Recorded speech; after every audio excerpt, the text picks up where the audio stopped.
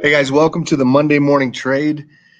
We don't normally broadcast this via webinar, but my good friend Matt Parkin was out of town and he asked if I could cover for him. So I did. And as you guys know, anytime I cover this kind of stuff, if it's not broadcasted, I broadcast it for our mastermind members. So hope you guys enjoy. If you guys have questions, feel free to chat them in. Matter of fact, if you guys can do me a favor and just chat in, let me know if you can see my screen.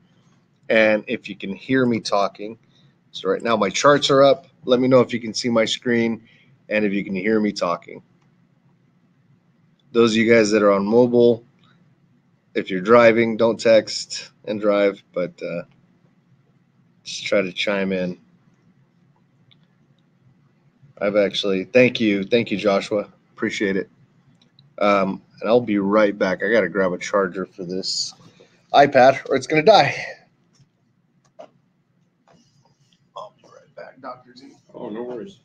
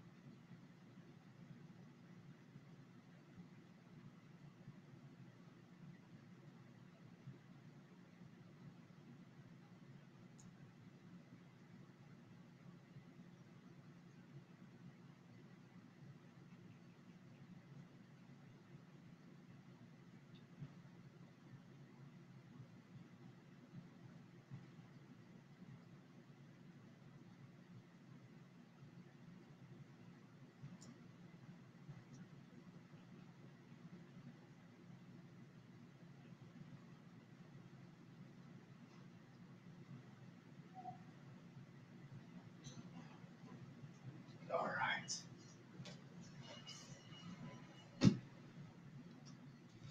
All right. Oh, no problem. You were saying? I was just saying I used to work at the Ann Carlson School for actually crippled children. I think that's what the name is. I think it changed since then. Mm-hmm. But I can remember playing wheelchair basketball with kids. Nice. So a couple times I actually went backwards, smacked my head on the floor. Oh, nice.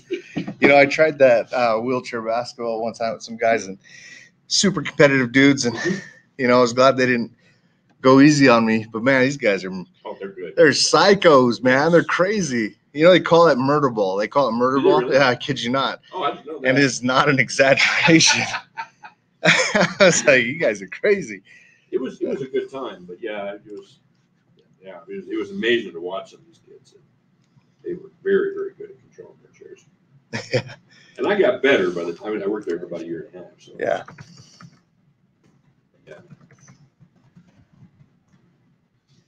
Crazy. Yeah. Let's see.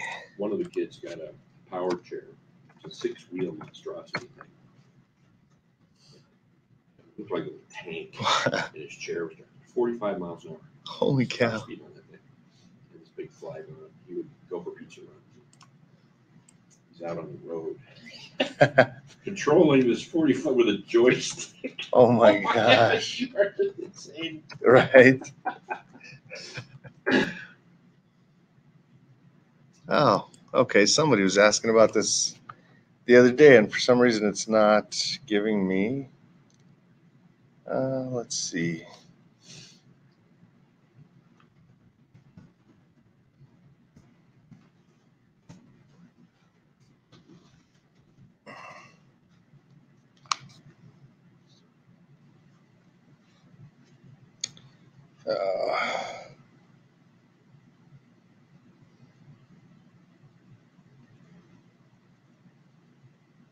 So what lot sizes are you usually trading? I'm just curious. You can tell my numbers if you want to. That's fine. The lots that I'm trading. So I've traded up to 200 lots before, a little over 200. But right now, I've diversified since. So I've been pretty steady at anywhere from 50 to 80 lots on a regular basis. Okay. And I've pretty much stabilized there. Right. And then I've just made it a goal that when I've reached a certain level in my account, then I won't liquidate it, but I'll just diversify it. Right. And so that I keep so I just want to keep my account within a certain range. So you open another one, have it connected. Is that when you say diversify? No, so I'll diversify it to like real estate or I got you. yeah, just other stuff. I understand. All right, guys, let's go to get started. So welcome to the Monday Morning Trade. Generally, Matt Parkin does this, but he's out of town today, and he asked if I'd take it. So of course I agreed. Matt being a good friend of mine. So I don't know if you guys normally do announcements or anything like that. So I'm not going to do them. So I'm sure you guys are just really upset about that notion, but just deal with it. I'm also doing the audit tonight as well. So if you guys are going to attend the audit and you guys are interested in what the announcements are in terms of the company announcements, then I'll go over them this evening. But for now, I'm not going to go over them. All right, so we're just going to kick it off with the euro versus U.S. dollar. Of course, if you guys have any questions whatsoever, feel free to chime in and ask those questions. Normally, I have access to all my stuff, and here I don't think I have access to anything. But let me just double check here. Oh, yes. I actually do. So we're going to work off a trading checklist. For those of you guys that know me, you know that I work off of a trading checklist as part of my ritual, right? So let's see. Oh, of course, I don't have Microsoft on here. Okay. Morning, y'all. Let's see. So we're just going to look at this checklist more than anything because I realize I don't have Excel on here. Nonetheless, you guys will be able to see the checklist. This is just a template example of what one of my checklists would look like. If you guys aren't using a trading checklist of some sort, you're doing it wrong. So just a heads up. And if you continue to do it wrong, well, you're not going to be successful. So have some type of plan, right? So the first part of our trading checklist is uninterrupted trading time. So we want to make sure that whatever time we've allocated for trading today, and today being the Monday morning trade, we have an hour, right? So from 9:30 to 10:30. So that means that I don't want any distractions. I don't want to answer questions to my kids or my wife or anybody else. I'm not going to answer my phone. I'm not going to respond to text. I'm not going to be on Facebook. I'm going to do something that is completely, monotonous when I am waiting for a trade setup or waiting for a trade to fill in the time that I've allocated for trading. So that's the first step, is uninterrupted trading time. If I've got that, then I just make an X right there. I just mark it and say it's done. I want to check my data feeds, so I'll go to green chart and make sure that the lower left-hand corners of each of the charts are green and are current. And then I also want to check Capital City Market or MetaTrader 4 via whatever broker you're using, with whether it's CCM or Turnkey or whatever it may be. Let me just open this one up really quickly. And let's see. Create a new demo account here.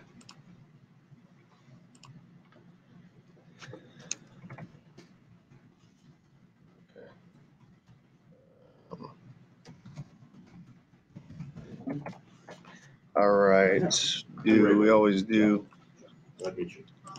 We'll just do something like 5,000, 1 to 200. All right. Pardon? Oh, several. Oh, come on. Not just one. No, I look at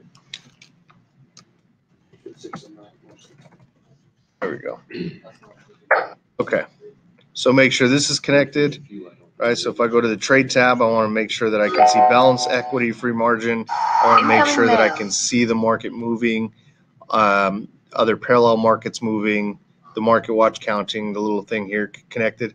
That's something I do on a rolling basis. Let's see. So we'll go back to our trading checklist. Okay, we have our data feed that looks good. Let's go to our economic calendar. For my economic calendar, I use 3 sources. The first source is forexfactory.com. And the next one is I'll go to is cashbackforex.com. Now, if you use another site, that's fine. The only thing I use these for is for the calendars, nothing else, because none of the rest of stuff is relevant. So if you go to cashbackforex.com, you can go to Tools, Fast Economic Calendar, and then once you've got that, you can just bookmark it, which is what I usually do. So I'll just bookmark that one.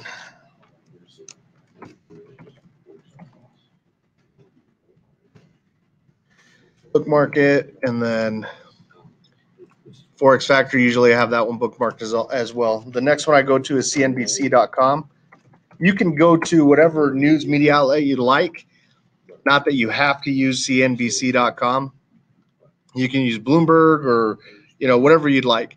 The reason why I use something that is not Forex calendar is because there are things that happen in the political and financial economies that could affect the Forex market, and you will not see those things on a Forex calendar. And so that's why I use a source that is outside of just the economic calendars. And the reason why I use 2 economic calendars is because they usually don't match. I'll have announcements here that hold a certain weight, whether it's yellow, orange, or red. And then I'll have other announcements here that may be different than what I see here on Forex Factory, and sometimes the same but different weighting, right? So right now, it being 9:30 Mountain Standard, I want to make sure that my clock here is correct. It is 9:36. So I know that the next announcement that I'd be looking for is foreign direct investments, and that's the 13th through the 18th for the CNY. And then after that, the JPY revised industrial production. It looks like it was a pretty calm morning for just about everything else. If I go to Cashback Forex to double check that, I can see that I've got a couple Aussies that happened this morning. 10:30 for the JPY industrial production. Here again, 10:30. So this is month end. This is year end. The Euro's got all territories unemployment. And right here, I saw nothing for Euro, right? So this is, again, why I double check both. 11:30 p.m. So this is p.m., right? This is later on in the evening. Mainland unemployment and unemployment change. So we know we've got some stuff later on this evening. And then tomorrow we've got CPI for the Euro, GDP for the Euro, and that's season and then not season adjusted, and then workday adjusted. You've got CPI, so it could be a pretty big day for Euro tomorrow. Unemployment change for the GBP, and let's see, that's going to put us into. So we got quite a few things. Got a busy morning tomorrow in the Eurozone. Go back here, go over to the next day. We can see, a lot of prelim GDP stuff for the Euro. So it's going to be a busy morning.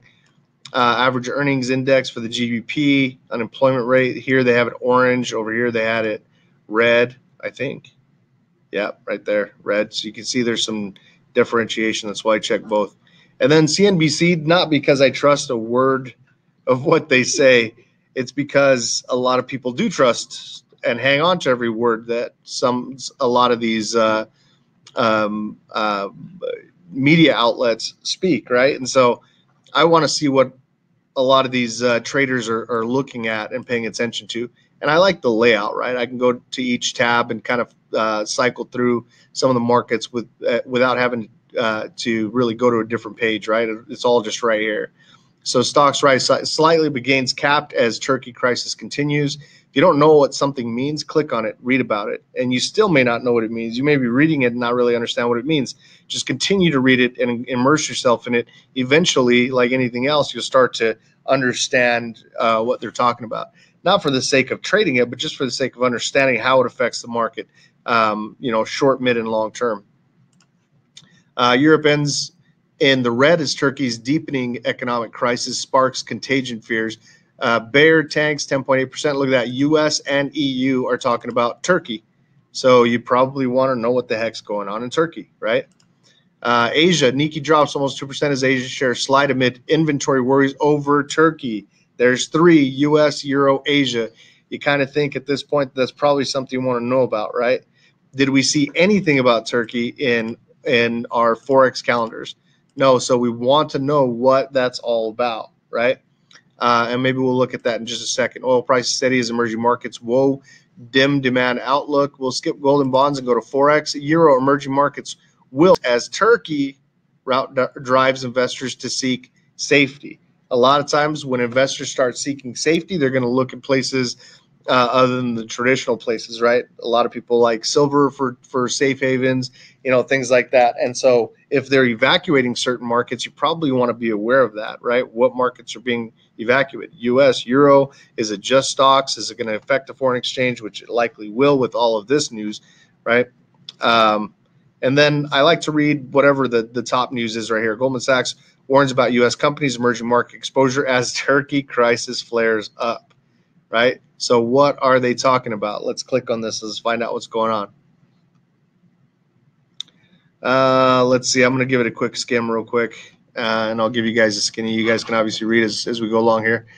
The basketball. Let's go with emerging market.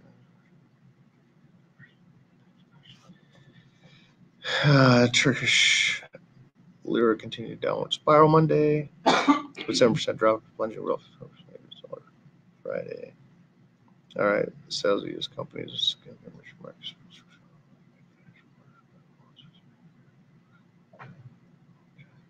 So this goes back to some of the tariff woes, right?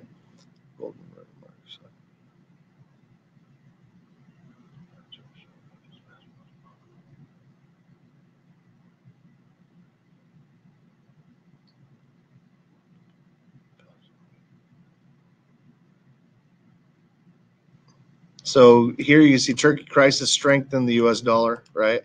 So that's in terms of the basket of pairs that are being traded, that's something you want to look at, right? Because the U.S., a lot of the majors, right? U.S., Euro, GBP, JPY, Australian dollar, Canadian dollar, NZD, a lot of those are in a basket that are compared to each other, right?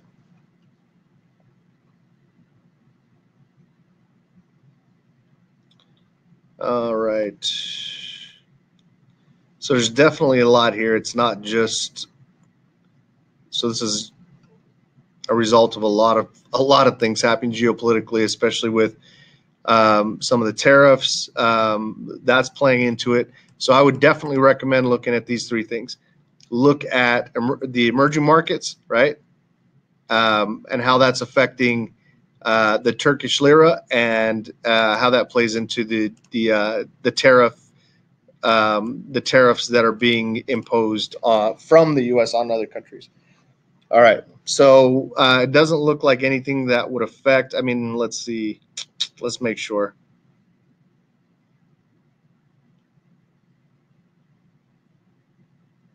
Okay, so lira is on a downward spiral, right? We already saw that a moment ago. So what we're looking for here is there something that's going to be said today or in the near future that we want to be cognizant of, because if we're in a trade, we don't want that announcement or whatever it is to be spoken while we're in a trade, right? And so right here we can see a growing diplomatic dispute between Ankara and Washington over the release of evangelical pastor Andrew Brunson sparked President Donald Trump to authorize the doubling of metal tariffs against Turkey on Friday. So this is last Friday. So exacerbating a swoon in global securities, right? So this is something that's already happened, and that was kind of the catalyst for this downward spiral. Okay, so you guys are starting to put that together a little bit there, right? So keep an eye, read through some of this stuff. From the looks of it, just kind of skimming over, it doesn't look like anything is going to be said today or tomorrow or anything like that could affect this, but I could be wrong, right? I just kind of skimmed through it. So we're just going to go on the notion that it's not going to be, right? The rising releases the tariffs are gone. So that's one of the things Trump has said. Okay. So one of our guys here has actually read up on this, Dr. Zed here, and he's saying that if Turkey releases the Andrew Brunson, the evangelical pastor, the tariffs will be released.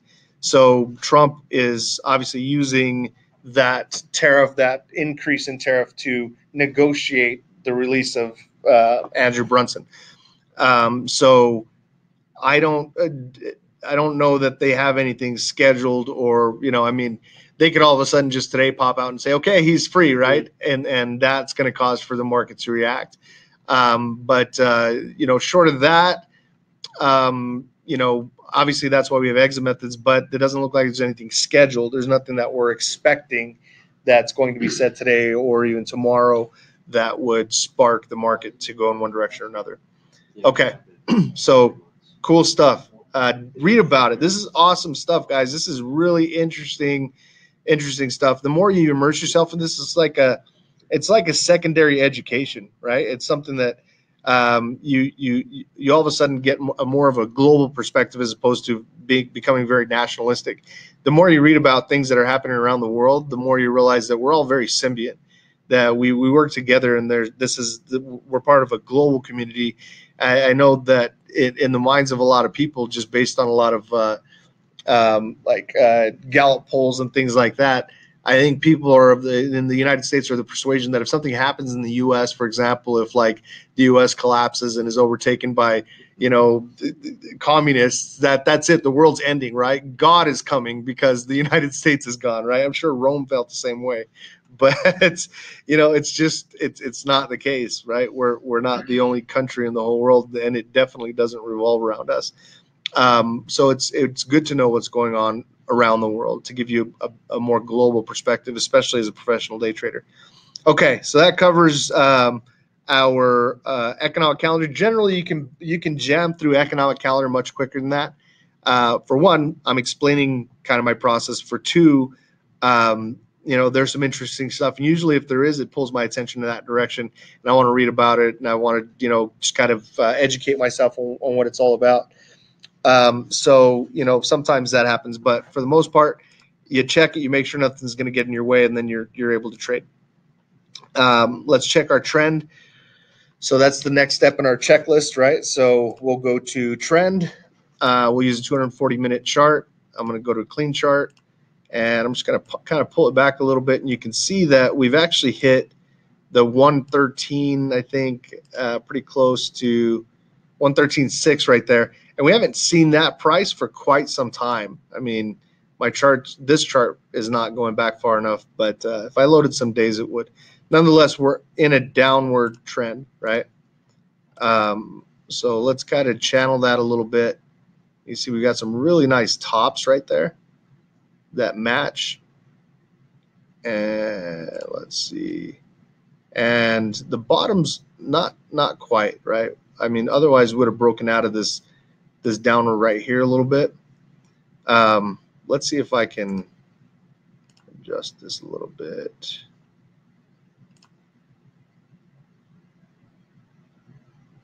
I really like those tops. It's clean. Even in that consolidation, it caught the tops, and it kept it within that range.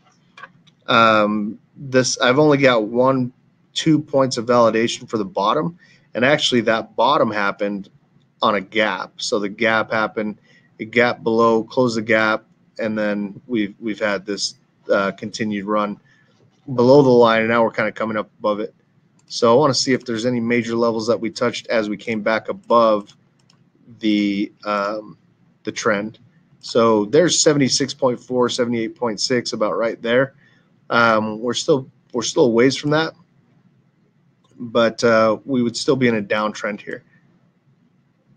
I want to keep these bottoms, but I'm not a big fan of the fact that we didn't encompass this bottom here. So we're not going to trust this trend very much. However, or this channel rather, but we are going to trust the trend. The trend is definitely down.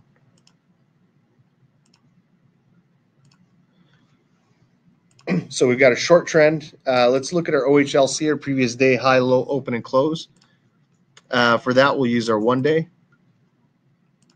And we'll go to clean chart.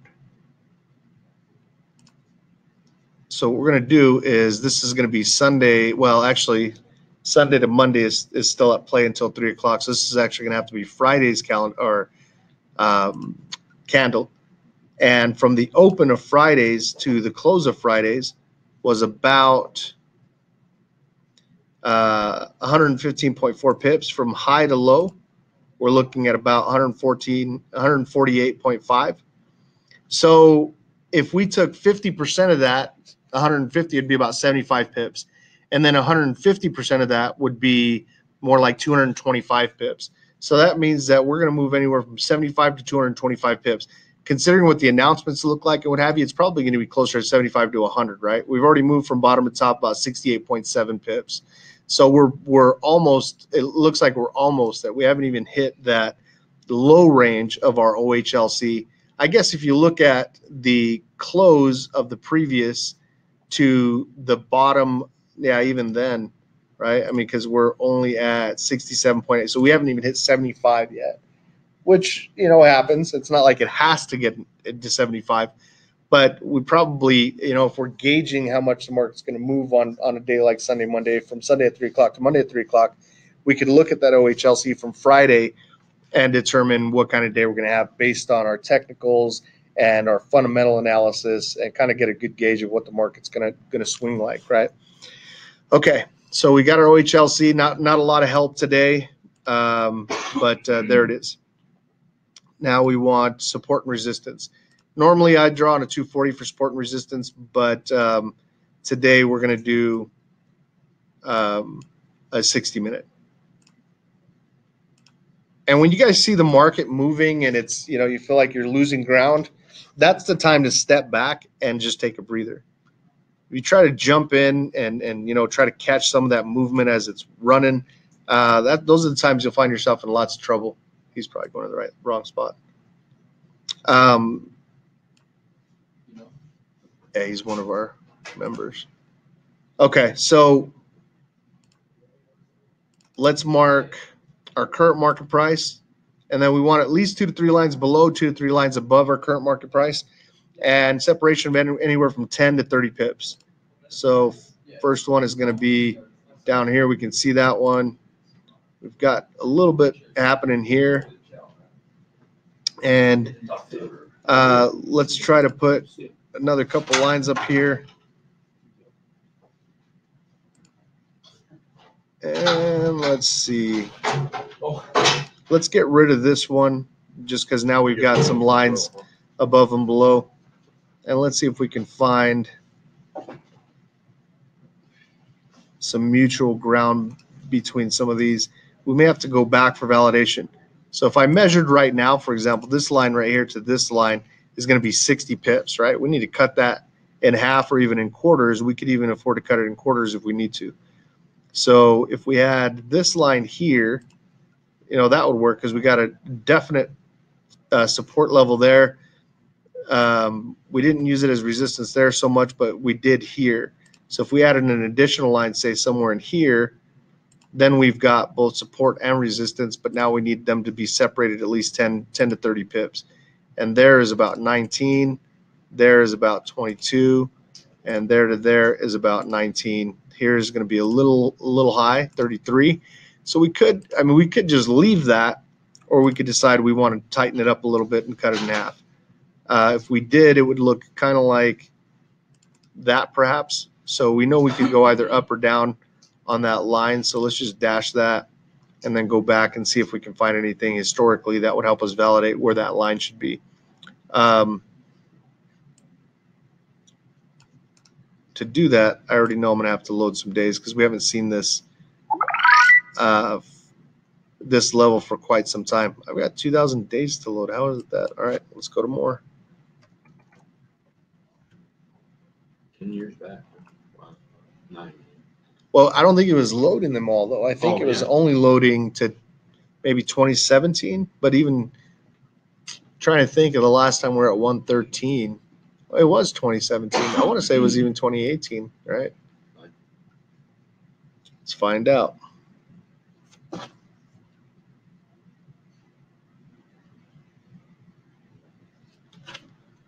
Okay. Currency pairs out in there. Oh, well, the other one was 3-pointer. Somebody was just asking about the Monday morning trade. And so they chimed in and said, is that going to be the link for the whole week? Nope. It's just today. All right, here we go. This is the Monday morning trade, right? It is. Yep, you're in the right place.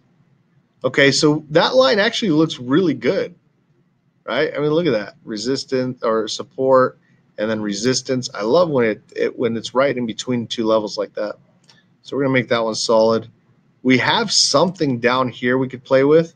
You can see that support, support, support, and that gives us enough separation as well because we got about 12 there and 13 there. So that works, right?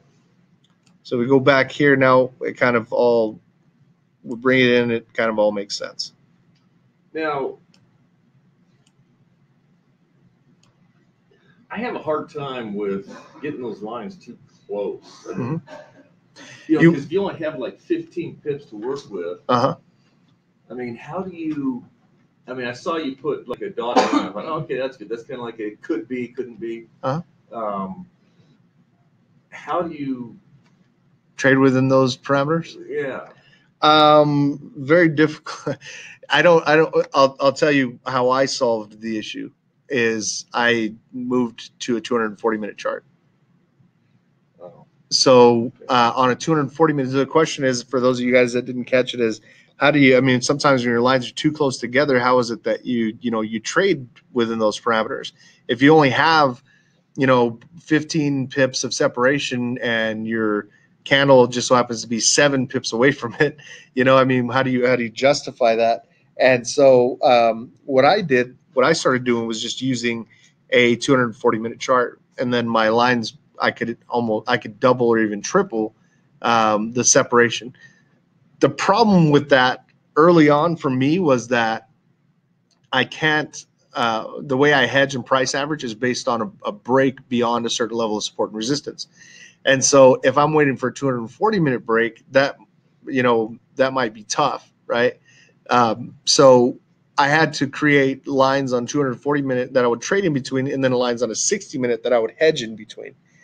And then later on, I figured out that I didn't really need to wait for a post to figure out that the indicators had changed directions. And it was a difficult thing to do, guys. It was difficult. So I don't want you to just go out and try it and decide, well, I can read the indicators well enough. I don't have to wait for a post. If that's your approach, that's your process, then that's your process. Anything else, you test, you back test, you make sure you have it scientifically and mathematically makes sense. Then you can go forward with it in your live account, your focus account. Until then, it's all theoretical, and it's a shoddy theory at best, right? Because you have no empirical evidence to say one way or the other. So the difficult part was that I had made this ritual, right, of doing things a certain way. 60-minute hedge after a break in the lines. And so even though I realized at some point that I could read the indicators well enough to see when the flip happened, I still wouldn't break that rule. I had to sit back and recreate that facet of my rules and then go back and back test them to make sure that they were going to work well. Right. And then when I felt like I had a good beat on my approach, then I introduced it to my live account. Now, mind you guys, I talk this big game, and there is no other facet of my life where I'm so organized except for in trading. I am the most disorganized. I don't plan anything. I am like, sleet in my pants. Everybody knows me that way. I dance the beat of my own drum. And that's part of the reason why I trade, because it allows me to do whatever I want, whenever I want. Trading is the exception to that. I have to be rigid about the ritual. I have to be, because when I'm not, it costs me. So it was difficult for me to make that transition to not follow that rule. And it wasn't that I decided to break the rule. It's just I decided to go back and prove that I no longer needed that, right? I could take off the training wheels, and now I could just, ride the bike without them. But it wasn't something that I just decided. I had to go back and prove so that I had evidence that that theory was going to be supported by something. Could you set up what you're just talking about, where you have to adjust your the parameters of your hedge Can I in set up? correlation with that 240 yard with the you said you still kind of use the 60 for the hedging? That's what I did in the process. Now I don't use the 60 for hedging. Now I just watch the indicators, and as soon as I see the Because you flip, back tested and you just kind of know. because I know, right? And so I'll play it out theoretically, 100, 200, whatever times to make sure that, okay, when it's time to hedge, if I'm not using a post and I'm just looking at the indicators, can I see what needs to be seen in order to justify placing a hedge and not have to wait for a break in a post on the 60-minute? As a fail-safe, every once in a while, I'll still draw a solid line and say, okay, right here, end all be all. I'm not really, I don't got a good beat on the market today. I may not be 100%, and so here's my fail-safe. If I can't see the indicators the way I need to see them, and this line breaks, I'm just going to hedge because that's all I'm willing to risk.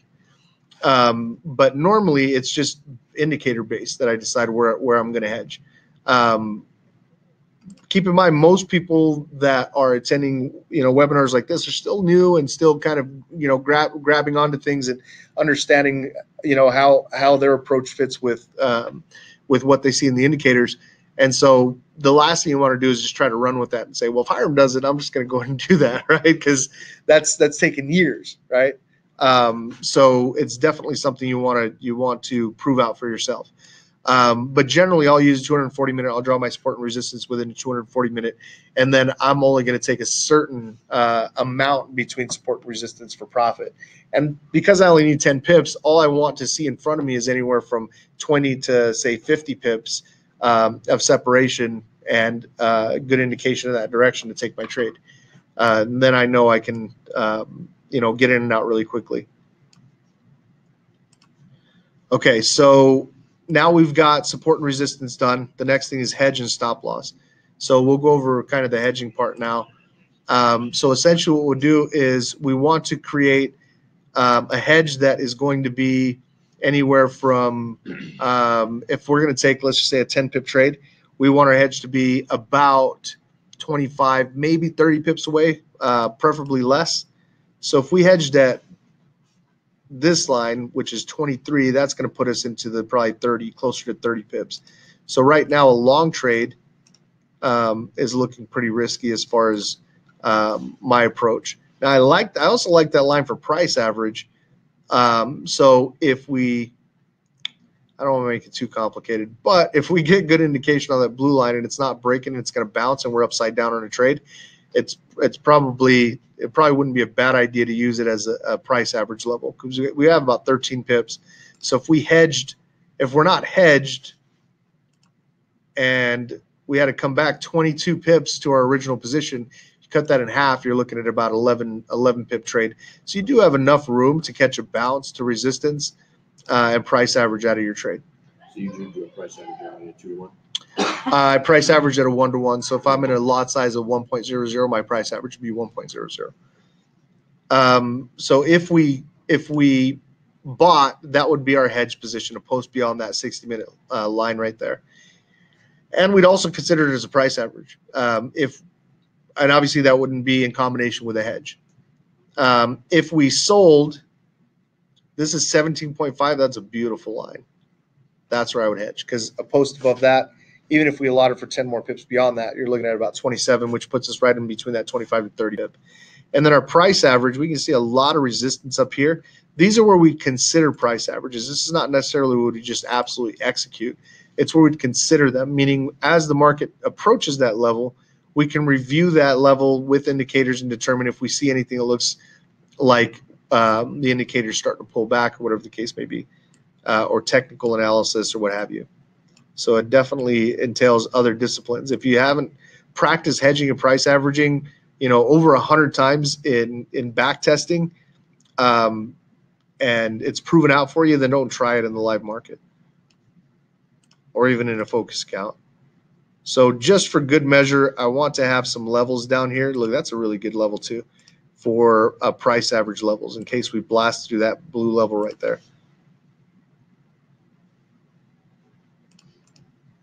So any of these lines down here, we could probably consider. So I'll make all three of those red. This level up here looks pretty promising as well. So I'm going to mark it. Now you can see we've plotted out both directions, right? Whether we buy or sell, we know what our exit method is going to be. Therefore, we can determine what our risk is in entering that trade, right? So if we just decided we're going to go long, all the indicators look great, we're going to buy, and we push the buy button, now we don't get to, there's no way to determine what our risk is. So even if we wanted to adjust our lot size, it's too late. We're already in that position, right? And because of that, we're kind of married to that direction. If we weren't committed to that direction, we wouldn't have put a trade in that direction. So once we're committed to that direction, now the psychological facet that allows us to think logically has kind of diminished, even if it's in part, right? Because now we're emotional about one direction. Where if we plot our exits prior to entering the market, we're thinking logically in both directions. We're thinking logically, this makes sense to have a hedge position here and a price average position here. And if we sell a hedge position, a price average position, and then later commit to a direction, having plotted out our exits logically and not allowing for any emotional influence. All right, so now we got our hedge, and let's set up a stop loss for those that would prefer a stop loss.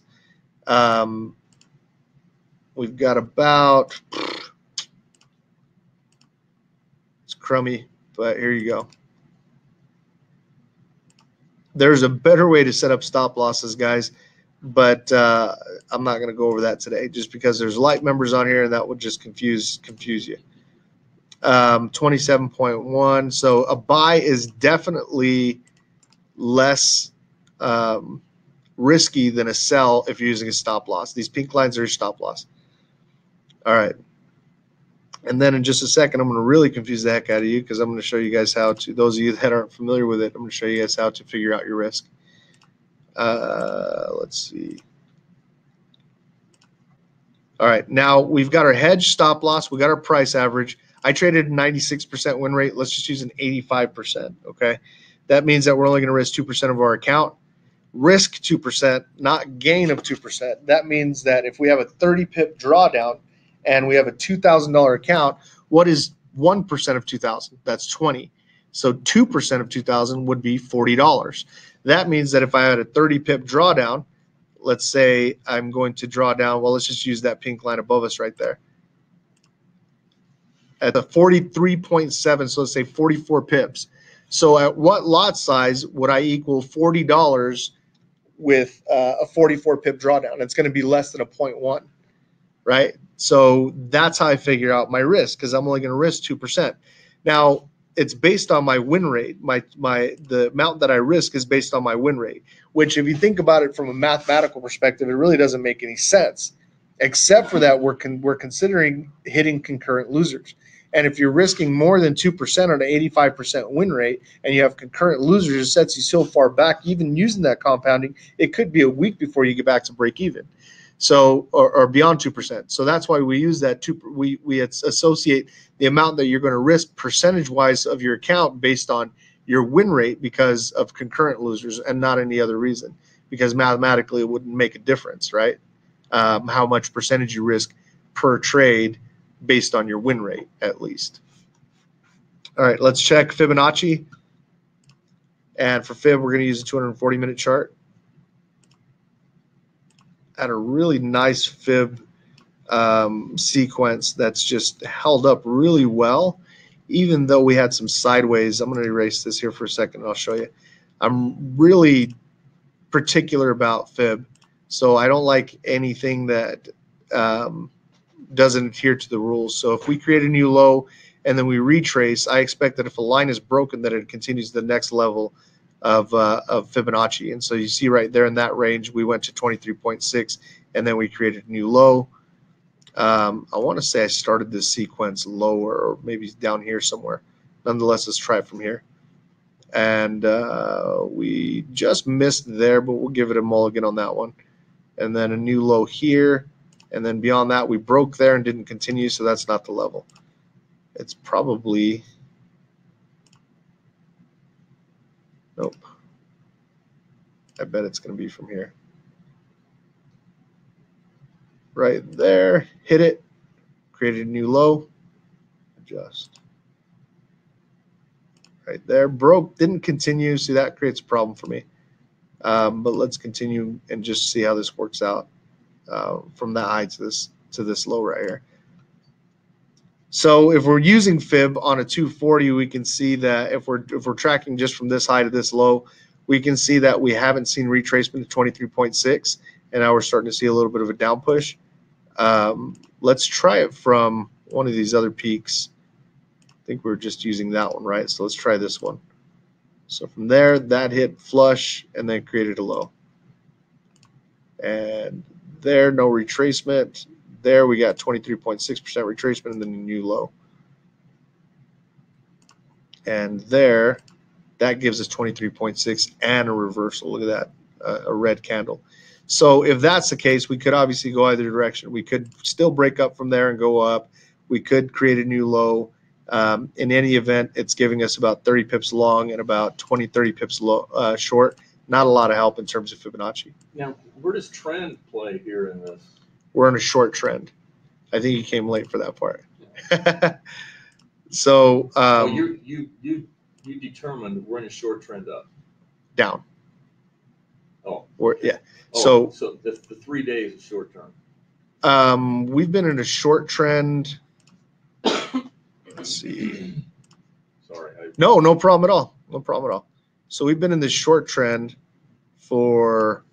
since 614. And when we channeled that, it looked kind of like that.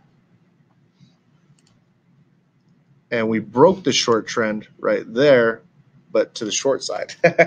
So he actually extended the short trend.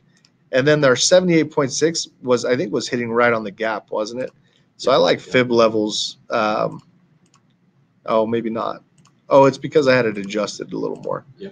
But when we adjusted this to compensate for these highs right here and then these lows, we actually had this 78.6, 76.4 that we touched, and it was kind of in that gap. But that's kind of our short trend right there, and that's coming all the way back from 614, so June.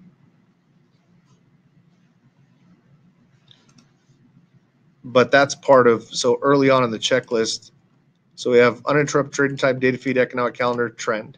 And then we did our HLC, we did support resistance, hedge, stop loss, price average. Now we figured out our win rate, risk percentage, Fibonacci. Now we're going to look at our indicators and determine which direction we're trading.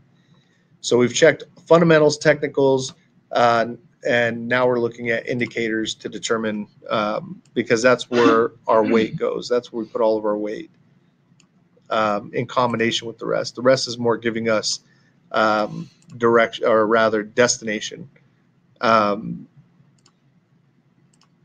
Let me restore these charts. Okay, so we got our short trend.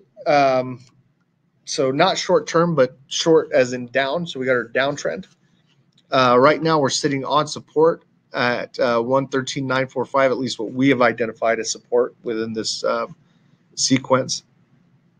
Now we're going to check indicators, and when we check our indicators, if we still have quite a bit of time left on the current candle, then we want to snap back and look at what the previous indication was. So previous indication on the 1 day, if we snapped back, even though we could probably use that bleeding edge on the 1 day, we can see that we had majors and minors down, oversold, but kind of softening. We have thick orange. Let me get my draw tool here. And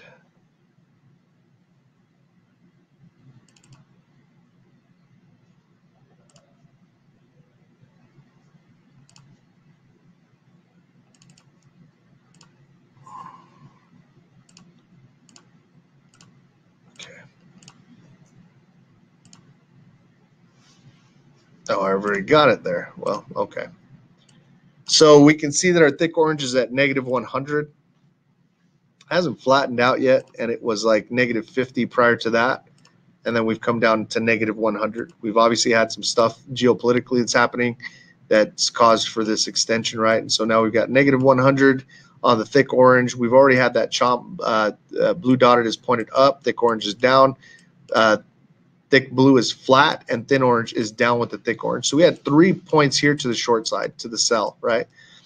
Majors and minors are both short, but they're oversold. So we've only got 2 points there. We would have a third if they were not oversold. Matter of fact, if they were overbought. And then we have pressure pointed down, but green's on top, and it's actually been on top for quite some time, right? So it looks like about 4 days or so. And we have some divergence.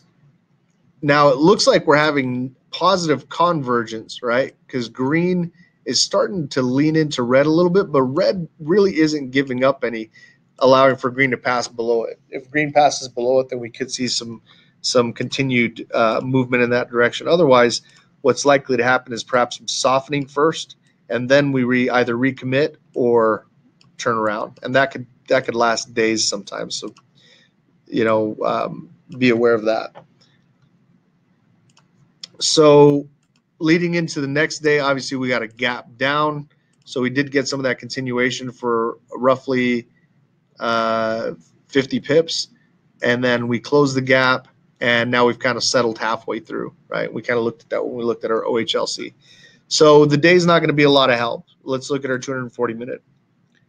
We've got 42 minutes and 40 seconds out of 240 minutes. So we're pretty much there, right? Here's the kicker, though, is that we have minors that are not necessarily crossed, but they're touching. Majors are kind of in a hiccup pattern, or a hiccup, right? Not hiccup pattern, but a hiccup. That almost looks like a hydra. For those of you guys that are aware of the patterns that we take, this would be like a hydra, where we have a double hiccup. Gray down, black up, green down, red up. There's not any crossing or touching right here. And we have green short-term bias to the long side, and it's been on top for a little while. And we don't have any, we kind of have green tweaking to the short, but red is really not giving up any. And so we don't see it being plausible within the next even couple candles that green pop below red. Therefore, we're still likely to kind of see some sideways here, right? And then they'll pick a direction. And as we go into the later or afternoon hours, the market really starts to consolidate. And we didn't see anything announcements-wise that would really conflict with that. So that being said, we could very well still see some down, right? But we're going to likely see some retracement of this candle. And we've got about 21 pips. And so on the body from open to current market price.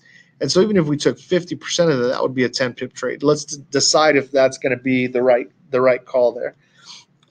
If so, we're not going to use this necessarily, right? Because we already saw some of that movement happen right here. And there was, what is that, 17 or 18 pips. So now we're having to rely on what the current indication is with 40 minutes, 54 seconds left on the 240 minute. So let's go to our 60 minute and determine what our initial direction may very well be. With our 60 minute, we can snap back. And as a matter of fact, I'm going to snap back probably about 3 candles. And here's why.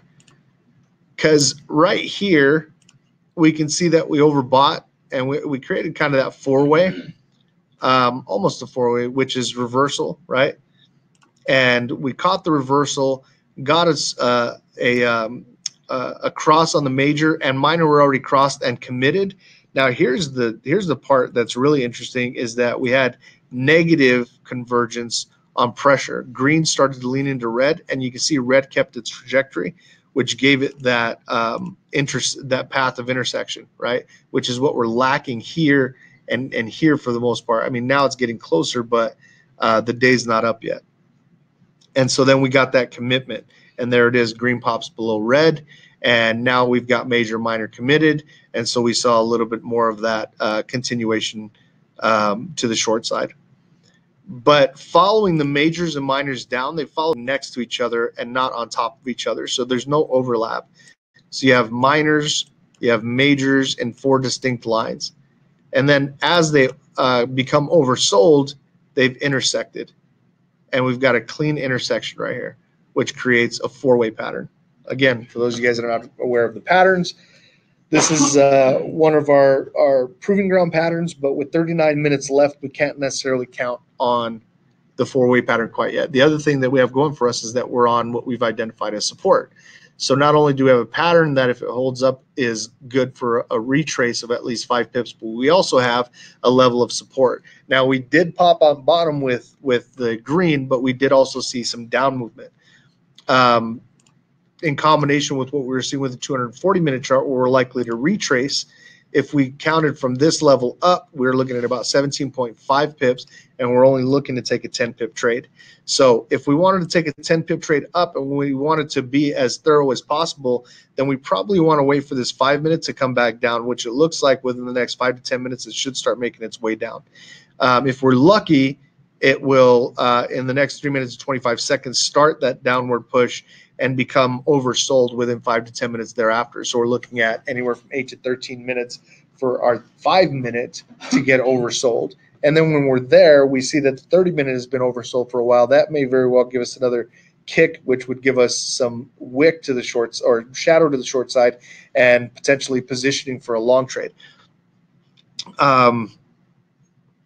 Let's see if we can catch some positioning with this 5 minute.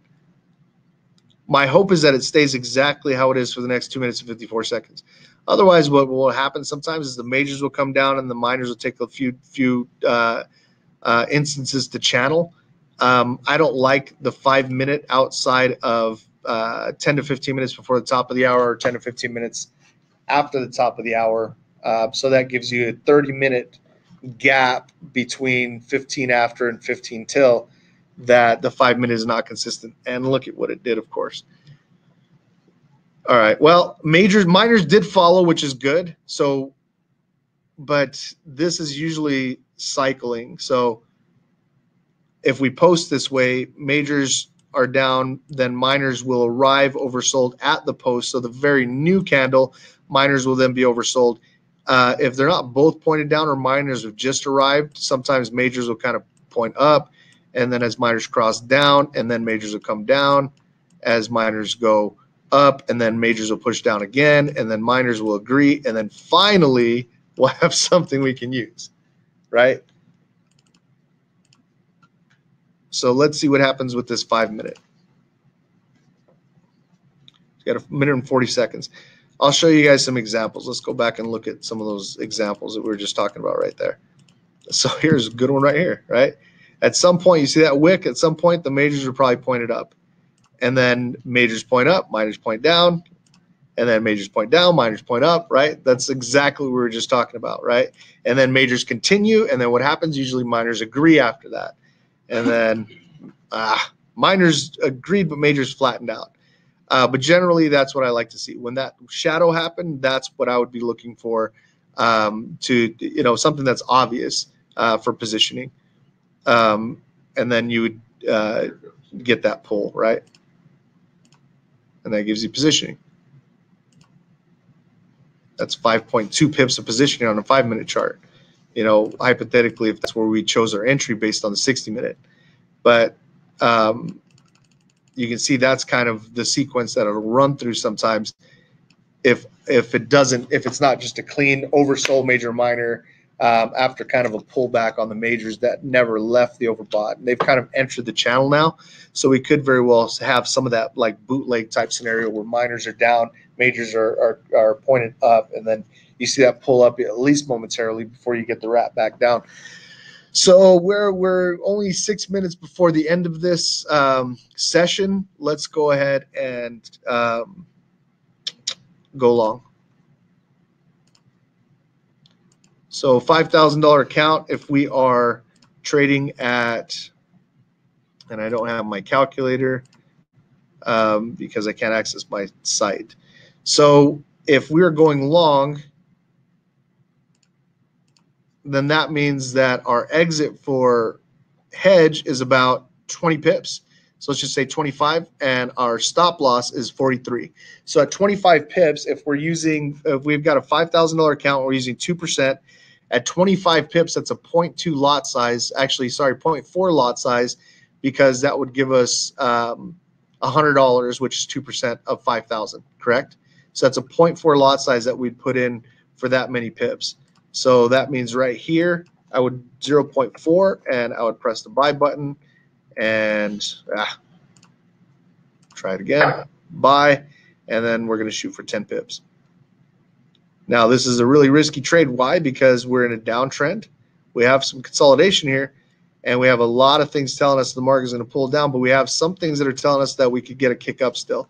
The question is, will we get a 10 pip kick up? And if we don't, well, that's why we have our exit method, right? We can't win them all. 139.29, so 140.29, and that would be my exit. So that's my entry rate, my entry and my exit for 10 pips. Spread on euro versus US dollar with CCM right now is 1.1. So as to be expected, we can see we've had quite a bit of consolidation before this small break. We are against the trend, so we're playing as conservatively as possible. Remember, even if the trade does not take profit, but you follow your plan to exit, it's a successful trade. You can't gauge success on whether your trade wins or loses. You gauge success on making profit. And what makes me profit is controlling my losers. And so I expect that I'm going to lose. More than that, I plan to lose in every single trade that I take. And as long as I execute my my trade recovery the way I planned it, I make profit. And that's how you gauge success, because you can't spend a win rate, right? You can't go and pay your bills with a win rate. You can't go and, what you can pay your bills with, what you can change your lifestyle with is profit. And the way you make profit is by controlling your losers and obviously winning trades, but being able to keep more of that winning by controlling the amount that's taken back by your losers, which are inevitable. You will lose. It is an absolute certainty. So just get used to it, plan for it, and execute accordingly. So as we wait, let's just watch this 5-minute cycle so you can see kind of what we're talking about here. So the previous post, majors kind of touched the threshold, didn't leave the oversold, so we expected them to come down. And then, like we said, at the new candle, miners are going to end up oversold, and that's kind of where they are. But that doesn't necessarily mean that's the majors are going to point down to the post here. And so if they do, then we're likely to start seeing some upkick. Otherwise, we probably could have done a better job of positioning. But where we're coming to the end of this session, we wanted to take a trade right then. There's that bootleg scenario we were talking about we could potentially have seen, and there it is. I'm not a prophet, guys. I've just stared at these indicators long enough that I know what they're going to do. But guess what? So can you. It's not exclusive. There's no like special deal. I didn't sell my soul to the devil. I don't have like this special deal with coaches or the founders or anybody else or anything else. All I did was spent countless hours staring at these things until I figured out what came natural to the indicators and what is seemingly unnatural. And once I identified that, I started paying attention to some of those nuances that cause for the natural things to happen and the unnatural things to not happen, right? And so then it would give me a better understanding of how to position myself within the market, within my trades. You can do the exact same thing. Here's why most of you guys are not as proficient, is because you're lazy. You're not willing to do the work. You're not willing to go out there and spend hours and hours and hours back testing and seeing how the indicators work because you want to trade in the live market and you want to try to figure it out on the go. Maybe you're in a rush, right? But it's funny because Dr. Zed and I were just talking before the session started about just about everything in life is that's worth having and that creates greatness is done by blood, sweat, and tears in the hard knock. And that's the case for, and although we have both lived very different lives, one thing stands true, and that's that fact. He had to go to college and go through this, and in college, for those of you guys that have gone, I wouldn't know, so I'm speaking vicariously through Dr. Zed here, is difficult, right? It's hard. And you've got to be dedicated to it, and you've got to sacrifice sleep, and you've got to sacrifice personal time and perhaps relationships with friends and family for a time, and hopefully they understand as you pursue what is going to better the betterment of your life. And for me, it wasn't through traditional means like college, right? But it was by way of studying and practicing the indicators and spending time that I could have spent, sleeping. That's where I usually gave up the time, was sleep. Or I could have spent time doing something leisurely because I knew whatever I sacrificed at that moment, I'd be able to benefit from later on. But it's something that I had to commit to. Otherwise, what's the point? If I'm still thinking in my mind, if I thought in my mind at any one of those junctures, is this actually going to work? Am I going to be able to do this? Then I may not have sacrificed what I sacrificed. But I became absolutely convinced that it was going to work as long as I put in the time to figure it out. And it yielded I'm able to reap those benefits now. Just like college, I'm sure there were times where you said to yourself, What am I doing? what am I doing? Right? This is crazy. It's cram session time because I had to get at least some sleep and I have to eat and work, right? And so I've got now 2 things due tomorrow, and so I'm not getting any sleep tonight, right? I'm sure there are those times, but that's just it, guys. Anything that is worth doing takes sacrifice, some blood, sweat, and tears. And the more you bleed, sweat, and cry, generally speaking, the more it's worth it in the end. All right, we're going to wrap up with that. Keep an eye on this trade because obviously we did go against the trend in some pretty volatile times. So just keep a close eye on it. Don't hesitate when the time comes to pull the trigger on your exit. We are going long, so our short, which I actually did backwards, didn't I? I did, and I apologize. So we're actually in better shape than we thought because we're about the same, except for the stop. The stop on a short is 46, and the stop on a long is 28. So, yeah, we're in good shape. Our hedge would be 113,699, so post below this level right here, about 20 pips away, would justify a hedge. And then for those of you that are using stop loss, the recommended stop loss is 113,640. And then the consideration for price average would be 113,534 and 113,338, or 113,381, and then finally 113,227. All right. I appreciate you guys joining us today.